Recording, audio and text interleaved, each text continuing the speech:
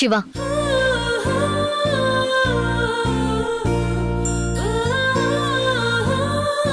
சிவா,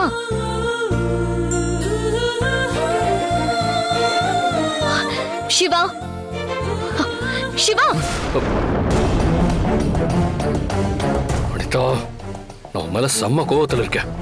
ஏன் சிவா, நீ இவ்ளோ கோவப்படுற அளவுக்கு நான் என்ன தப்பு பண்ணேன்? என்ன தப்பு பண்ணேனா?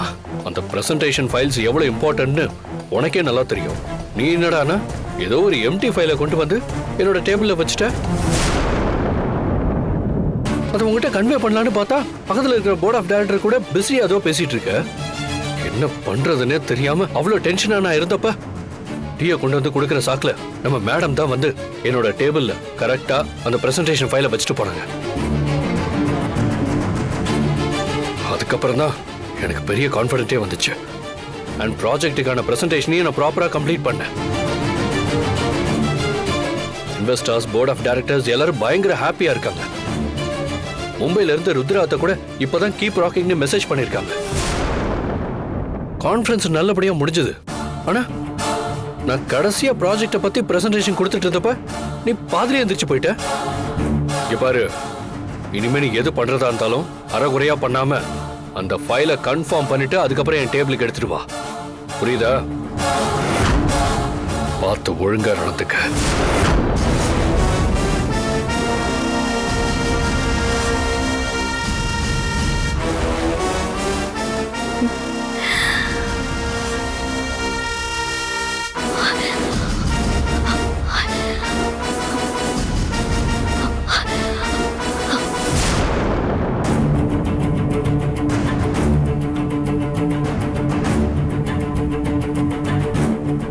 சார், இங்க கம்ப்ளைண்ட் கொடுத்தா உடனே நடவடிக்கை எடுக்கிறேன் அதிகாரம் யாருக்கு சார் இருக்கு?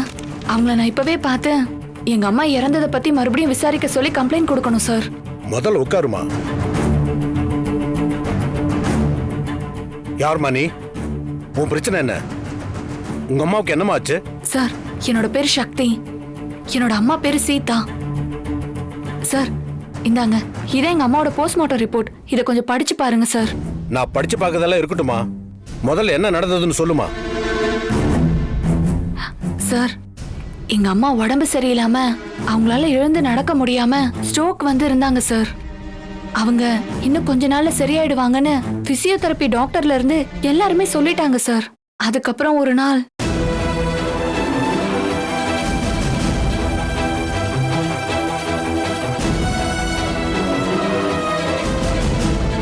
அவங்க இறந்து போன விஷயமா சரியா விசாரணை நடக்கல சார்.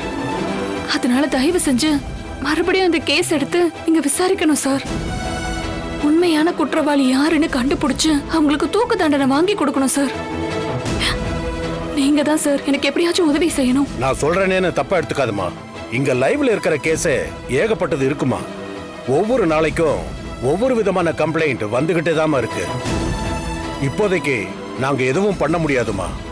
இத ஸ்பெஷலா எடுத்துதாமா விசாரிக்கணும். அதனால நீ நேர போய் கமிஷனர் பசுபதி சாரை பாருங்க. ஏன்னா இந்த கேஸ் ஆல்ரெடி முடிஞ்சு போச்சுமா, க்ளோஸும் பண்ணிட்டாங்கம்மா. இந்த கேஸை மறுபடியும் விசாரணைக்கு எடுக்கணும்னா முதல்ல அபிஷியலா லெட்டர் கொடுக்கணுமா. அத கமிஷனர் ஓகே பண்ணதுக்கு அப்புறம் தான் இந்த கேஸை ரீஓபன் பண்ண முடியும். இதை தாண்டி நீ எந்த ஸ்டேஷன்ல போய் கம்ப்ளைண்ட் கொடுத்தாலும் உனக்கு நேரம் தான் வீணாகும். நான் சொல்ல வேண்டியதை சொல்லிட்டேன், அதுக்கப்புறம் உன் இஷ்டம். Thank you sir.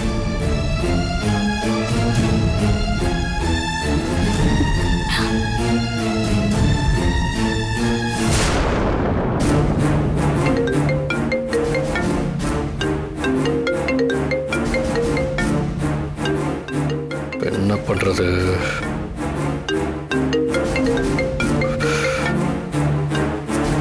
ஹலோ, நீங்க என்ன பண்றீங்க? டைரக்டா அங்க போய் அதோட ஃபுல் டீடைல்ஸும் அண்ட் அந்த ப்ராஜெக்டோட டீடைல்ஸ்னு எல்லாத்தையும் அவங்களுக்கு அப்டேட் பண்ணுங்க. நீங்க அதை நினைச்சு எதுவும் வரி பண்ணிக்காதீங்க. நான் உடனே அந்த ஒர்க்கை ஸ்டார்ட் பண்றேன். யா, பாய். என்னாச்சு சிவா?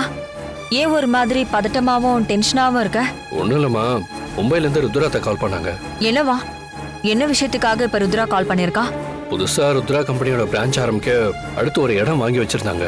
அங்க சைட் கன்ஸ்ட்ரக்ஷன் ஒர்க் எல்லாம் போயிட்டு இருக்கு. ஸோ என்னோட மேற்பார்வையில் டைரக்டா போய் விசிட் பண்ணுன்னு சொன்னாங்க. இது எல்லாத்தையும் விட முக்கியமான விஷயம், அந்த இடத்துல ஏற்கனவே ஏகப்பட்ட பிரச்சனையெல்லாம் நடந்து முடிஞ்சிருக்கு. அதுக்கப்புறம் தான் நம்ம கைக்கு வந்திருக்கான். இப்ப நீ என்ன பண்ணலாம்னு முடிவெடுத்திருக்க சிவா? இதுல நான் முடிவு பண்ண என்னமா இருக்கு, இதுவும் நம்ம கம்பெனியோட ஒர்க் தான். எதுலையுமே டைரக்டா இன்வால்வ் ஆனா மட்டும்தான் ஃபியூச்சர்ல எந்த ப்ராப்ளமும் வராம நான் கரெக்டா என் வேலையை செஞ்சிருக்கேங்கிற ஃபீல் எனக்கு கிடைக்கும். முக்கியமான நேரத்துல எல்லாம் இந்த அனிதா எங்க தான் போய் தொலைவான்னு தெரியல. இந்த அனிதா எப்படி ஜாக்கிரதையா இல்லாம அஜாக்கிரதையா இருக்கிறதுனாலதான் போர்ட் ஆஃப் டைரக்டர்ஸ் யாருமே அவ பின்னாடி நிக்க மாட்டேங்கிறாங்க. அம்மா, ஆ? என்கிட்ட கொஸ்டின் கேட்டீங்க, நான் ஆன்சர் பண்ணேன். அதுக்கப்புறமா நீங்க எதை பத்தியோ ரொம்ப சீரியஸா யோசிக்கிறீங்க. அதெல்லாம் ஒண்ணு இல்ல சிவா, நான் உன்னை பத்தி தான் யோசிச்சுட்டு இருக்கேன். என்ன பத்தியா? ஏன், எனக்கு என்ன ஆச்சு? நான் நல்லா தானே இருக்கேன். நான் அத சொல்லல சிவா. ருத்ரா இப்ப இல்லாததுனால எல்லா ஒர்க்ஸையும் ரெஸ்டே இல்லாம நீயே இழுத்து போட்டு பண்ணிட்டு இருக்க. கொஞ்சம் அப்பப்போ ரெஸ்ட் எடுத்து உடம்பையும் கவனிச்சுக்கோ என்ன. அம்மா, நம்ம கம்பெனில இருக்கிற முக்காவாசி ப்ராப்ளத்தை நான் கிளியர் பண்ணிட்டாலே ரொம்ப ஹெல்த்தியா இருப்பேம்மா. அது வரைக்கும் எல்லா விஷயத்திலையும் நம்ம டைரக்டா இன்வால்வ் ஆனா மட்டும்தான் இது ஒர்க் அவுட்டே ஆகும். சரிம்மா, எனக்கு டைம் ஆயிடுச்சு, நான் ஆஃபீஸ் கிளம்புறேன்.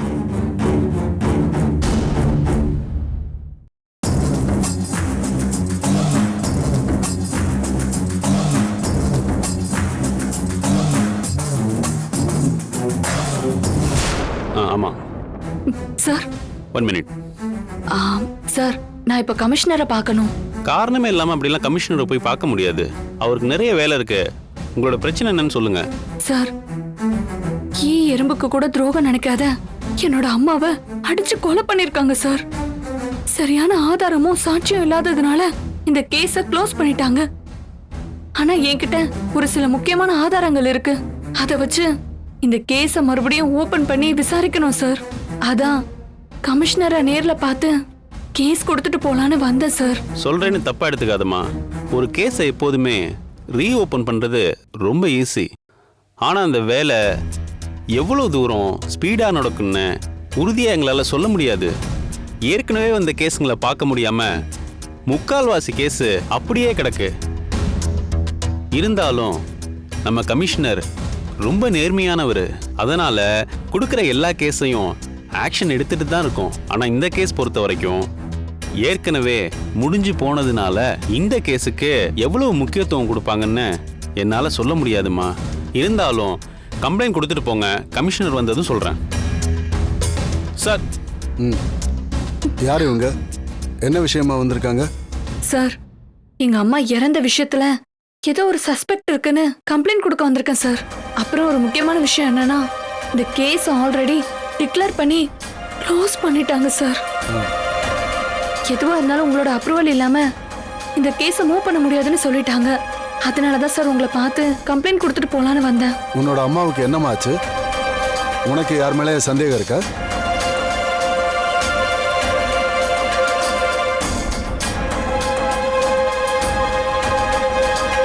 அந்த வீட்ல இருக்கிற அந்த 2 பேர் மேலேயும் தான் எனக்கு சந்தேகமா இருக்கு சார். நான் உங்களை மட்டும்தான் சார் கடவுளா நம்பிட்டு இருக்கேன். எங்க அம்மாவை துடிக்க துடிக்க கொன்னது யாரா இருந்தாலும் தயவு செஞ்சு அவங்களுக்கு சட்டப்படி தண்டனை வாங்கி கொடுக்கணும் சார். அவங்களோட மரணத்துல கட்டாயம் மர்மம் இருக்கு சார். இன்ஸ்பெக்டர், இவங்க சொல்றதையெல்லாம் ஒரு கம்ப்ளைண்டா எழுதி வாங்கிக்க. நம்ம என்ன ஏதுன்னு என்கொயரி பண்ணுவோம். Okay sir. நீ கவலைப்படாதம்மா. இந்த கேஸை பொறுத்த வரைக்கும் குற்றவாளி யாருன்னு கண்டுபிடிச்சு நடவடிக்கை எடுக்க எங்களால என்ன ஹெல்ப் பண்ண முடியுமோ அது எல்லாமே பண்றோமா. விசாரணைக்கு எப்போ எங்களுக்கு தேவைப்படுதோ உங்களை அப்ப கூப்பிடுறோம். அப்ப மட்டும் நீங்க வந்துட்டு போனா போதும். Thank you sir. Thank you so much. கவலைப்படாம போமா. இந்த கேஸை நான் விசாரிக்க சொல்றேன். Thank you sir. இந்தாங்க சார், இதுல எங்க அம்மாவோட மெடிக்கல் ரிப்போர்ட், டெத் சர்டிபிகேட் எல்லாமே இதுல இருக்கு சார். சரிம்மா, நீ போமா. நான் இமீடியட்டா ஆக்ஷன் எடுக்கிறேன். ரொம்ப நன்றி சார்.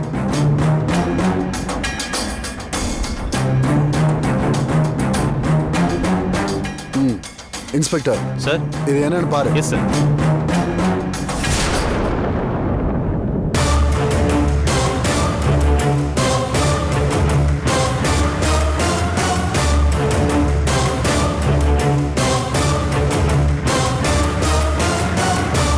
மம்மி, மம்மி, நான் வந்தது கூட தெரியாத அளவுக்கு அப்படி என்ன ரொம்ப சீரியஸான யோசனையில இருக்கீங்க? அதெல்லாம் ஒண்ணு இல்ல சந்தோஷ்.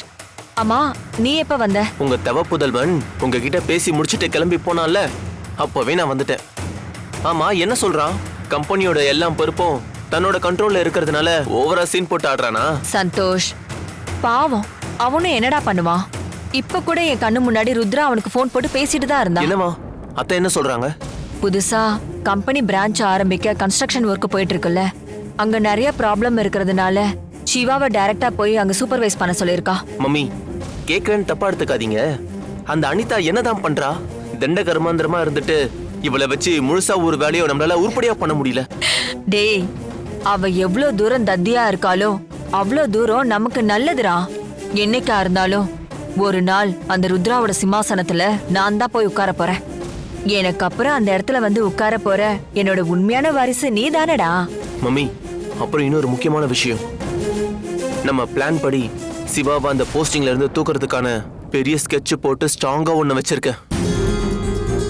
நாளைக்கு நடக்க போற ஒரு தரமான சம்பவத்துல மொத்த ருத்ரா குரூப் ஆஃப் கம்பெனியோட பேருமே டேமேஜ் ஆகி கேவலப்பட போகுது மம்மி.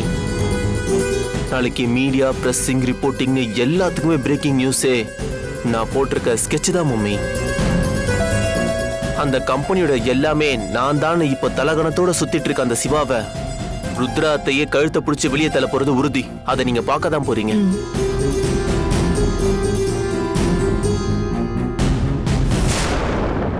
எது எப்படியோ நம்ம வைராக்கியத்துல போட்டி போட்டு ஜெயிக்கணும்னா அம்மா புள்ள சென்டிமெண்ட் எல்லாம் பார்க்கவே கூடாது. சிவாவை தூக்கிட்டு அனிதாவை அந்த இடத்துக்கு கொண்டு வந்து என்னோட கண்ட்ரோலுக்கு வச்சா மட்டும்தான் அடுத்தடுத்து நான் நினைச்சது எல்லாமே ஈஸியா அடைய முடியும். நாளைக்கு சிவாவை அந்த கன்ஸ்ட்ரக்ஷன் நடக்கிற சைட்ல வச்சே எல்லாரும் முன்னாடியும் கூனி குறுகி அவமானப்பட்டு நிக்க போறான். ஆனா அப்படி அவமானப்பட்டு நிக்கிறது சிவா இல்ல, இந்த மொத்த ருத்ரா குரூப் ஆஃப் கம்பெனி தான். டிவி, சோசியல் மீடியா எல்லாத்துலயும் நாளைக்கு பிரேக்கிங் நியூஸும் ட்ரெண்டிங் நியூஸும் நம்ம ருத்ரா குரூப் ஆஃப் கம்பெனியோட நேம் டேமேஜ் ஆகுறது தான்.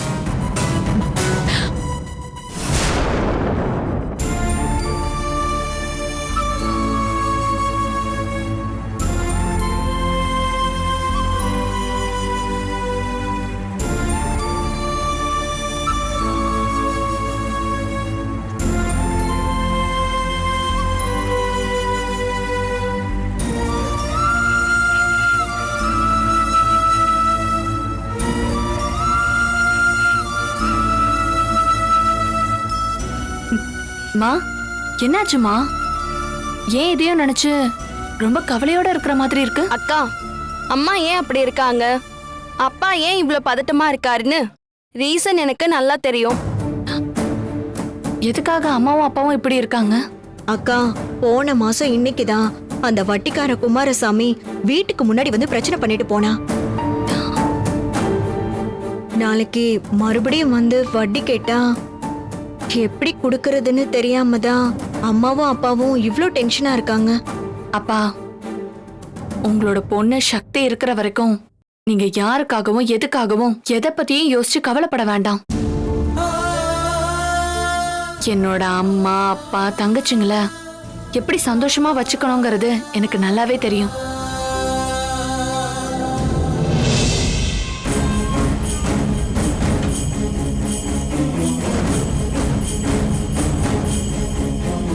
மிஸ்டர் கணேசன்,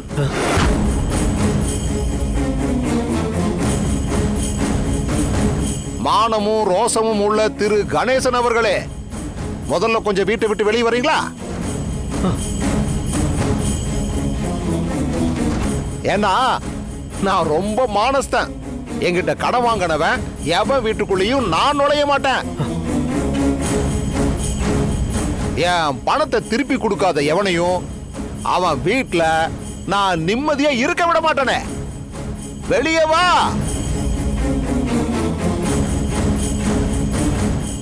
ஐயா கணேசா, நான் கூப்பிடுறது காதுல விழுதுல்ல? வாயா வெளியே. நீங்க இருங்க.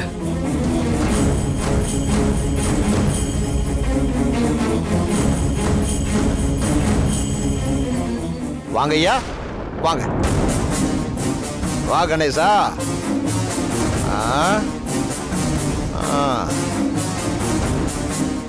யோ, கணேசா, நான் உன்னை மட்டும் தான் கூப்பிட்டேன்.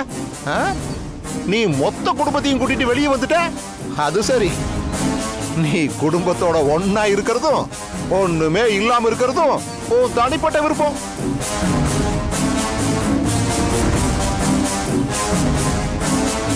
போன மாசம் இந்நேரம் இங்க நிக்கிற உன் குடும்பத்துக்கு முன்னாடி அக்கம் பக்கம் பாக்குற மாதிரி வாங்கின காசை வட்டியும் முதலுமா கொடுக்கறேன்னு சொன்னல, இப்ப என்னாச்சு? போன மாசம் 50,000 ரூபாய் கொடுத்த, அது வட்டிக்கே சரியா போச்சு. இருந்தாலும் அத வட்டியில எடுத்துக்காம அசல்லையே வரவு வச்சுட்டேன். இப்ப மிச்சம் இருக்கிற 2.5 லட்சம் ரூபாய வட்டி முதல்ல எடுத்துட்டு வாயா. ஐயா அது வந்துங்க ஐயா, இப்பதாங்க ஐயா ஏதோ ஒரு வியாபாரம் போயிட்டு இருக்கு. யோ, நீ வியாபாரம் பண்ணு இல்ல வேற ஏதாவது தொழில் பண்ணு. யோ, இந்த 2ல எதுவும் இல்லைன்னா குடும்பமா போய் பிச்சை எடுத்தாவது எனக்கு கொடுக்க வேண்டிய பணத்தை கரெக்டா கொடுத்துறியா? அப்படி கொடுத்துட்டேன்னா நான் எதுக்கே உன் பின்னாடி வந்து நிக்க போறேன்? யோ, நான் உன்னையும் உன் குடும்பத்தையும் கேவலப்படுத்த இங்க வரல. நான் கொடுத்த பணத்தை வட்டியும் முதலமா வாங்கிட்டு போலான்னு தான் வந்தேன். இங்க பாரு, நான் ரொம்ப டீசெண்டா மரியாதையா பேசிட்டு இருக்கிறப்பவே நான் கேட்ட பணத்தை எடுத்துட்டு வந்து என்கிட்ட கொடுத்துரு. நான் அப்படியே கிளம்பி போயிடுறேன். இல்ல நான் உண்டு இல்ல நாக்காம விட மாட்டேன். இங்க பாருங்க சார், இந்த குடும்பம் ஆபத்து காலத்துல இருந்தப்ப நீங்க பணம் கொடுத்து உதவி பண்ணிருக்கீங்க. சொந்த பந்தம் கூட கைவிட்டப்ப, இவங்களை யாரும் நம்பாதப்ப கூட நீங்க தான் பணம் கொடுத்துருக்கீங்க. போன வாட்டி நீங்க வந்தப்ப கோவத்துல நிறைய வார்த்தைகளை விட்டதுனால கூடவே சேர்ந்து நானும் பதிலுக்கு நிறைய பேசிட்டேன். ஆனா நீங்க தனியா உட்காந்து யோசிச்சு பாருங்க, நான் அன்னைக்கு பேசினது சரியா தப்பான்னு உங்களுக்கே நல்லா தெரியும்.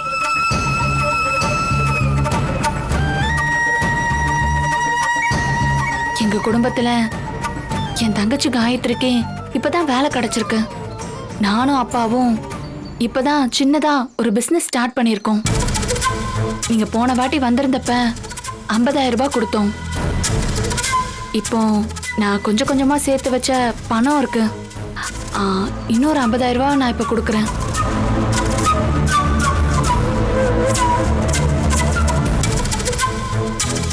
இத வட்டியில கழிச்சுக்காம நீங்க பெரிய மனசு பண்ணி வாங்கிக்கிட்டீங்கன்னா மிச்சம் இருக்கிற 2 லட்சம் ரூபாய் பணத்தை இதே மாதிரி நான் உங்ககிட்ட ஒப்படைக்கிறேன். கொஞ்சம் பெரிய மனசு பண்ணி ஒரு கூட பிறந்த அண்ணன் மாதிரி இந்த உதவியை மட்டும் எனக்காக செய்யுங்க. இந்தாங்க.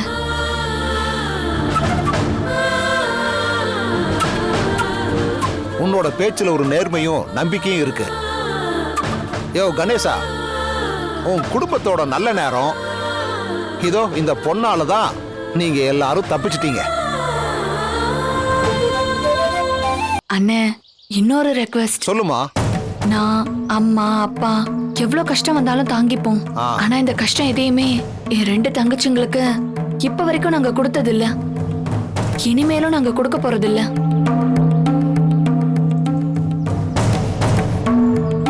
இப்ப என்னம்மா சொல்ல வர்ற? இல்லண்ணே, இனிமே உங்க பணத்தை நான் உங்க அக்கௌண்ட்லயே போட்டு விட்டுறேன்.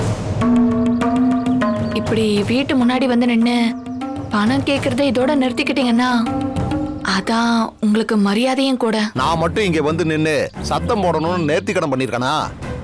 இந்த மாதிரி முன்னாடியே பணம் கொடுத்தா நான் எதுக்குமா இங்க வந்து சத்தம் போட போறேன்? இருந்தாலும் இப்ப நான் உன் வார்த்தைக்கு மரியாதை கொடுக்கறேன். இனிமே இந்த பக்கமே நான் வரமாட்டேம்மா. சொன்ன மாதிரி பணத்தை கொடுத்துறேன். உங்க அக்கௌண்ட்டுக்கு வந்துருண்ணே. சரி, டேய் கிளம்புடா. அப்பா உள்ள வாங்கப்பா.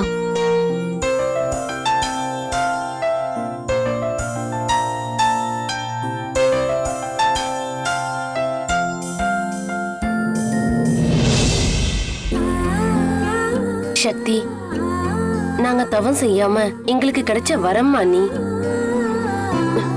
உன்னை 10 மாசம் இந்த வயிற்றுல சுமந்து பெக்கலைன்ற ஏக்கம் எனக்கு இருக்கு. நீ ஒருத்தி மட்டும் இல்லனா எனக்கு இந்த குடும்பமே இல்லம்மா. எதுக்குமா இதெல்லாம்? எல்லாம் நான் பாத்துக்கிறேம்மா.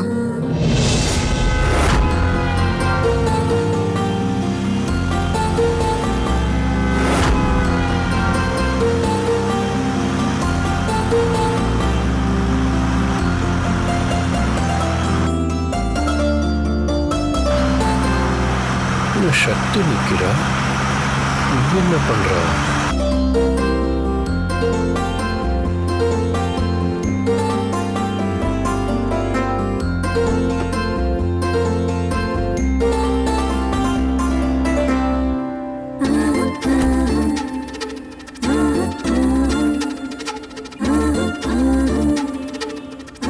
என்ன என்ன சக்தி இங்க நின்னுட்டு இருக்கீங்க? வரும்போது திடீர்னு சைக்கிள் பஞ்சர் ஆயிடுச்சு. அதான் என்ன பண்றதுன்னு தெரியாம நின்னுட்டு இருக்கேன். இங்க பக்கத்துல எதுவும் பஞ்சர் கடை இருக்கான்னு பாத்தீங்களா? கண்ணு கெட்டின தூரம் வரைக்கும் எதுவுமே இல்ல சார். அப்போ இப்ப என்ன பண்ண போறீங்க? நீங்க ஃபுல்லா அப்படியே நிக்க போறீங்களா? இல்ல சார், என்னோட அப்பாவுக்கு ஃபோன் பண்ணி சொல்லியிருக்கேன். அவர் வரும்போது பஞ்சர் ஓட்டுற யாரையாவது கூட்டிட்டு வருவாரு. சரி பண்ணிட்டு நான் ஆபீஸ் வந்துருவேன். என்னங்க அது, இவ்வளோத்தையும் வச்சுட்டு இங்கேயே நிப்பீங்களா? சரி, அப்போ ஒன்று பண்ணுங்க. நீங்க உங்க அப்பாவுக்கு ஃபோன் பண்ணி இந்த அட்ரஸை சொல்லி சைக்கிள் இங்க பக்கத்துல ஓரமா நிப்பாட்டிட்டு உங்க டீ கேன் ப்ராப்பர்ட்டி எடுத்துட்டு என் கார்ல வாங்க. நான் ஆஃபீஸ் தான் போறேன். போற வழியில நம்ம கன்ஸ்ட்ரக்ஷனை பார்த்துட்டு அப்படியே போயிடலாம். பரவாயில்ல சார், நீங்க கிளம்புங்க. நான் அப்பா வந்ததுக்கு அப்புறமா என் சைக்கிளை ரெடி பண்ணிட்டு ஆபீஸ்க்கு வந்துடுறேன். என்னங்க, நான் இவ்வளவு தூரம் கூப்பிடுறேன், நீங்க சொன்னதே திரும்ப திரும்ப சொல்லிட்டு இருக்கீங்க.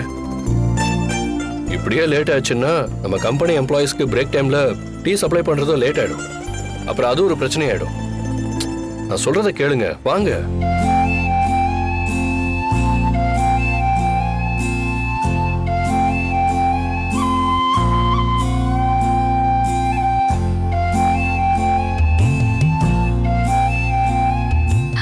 போலாமா? சரி, அதை எடுங்க.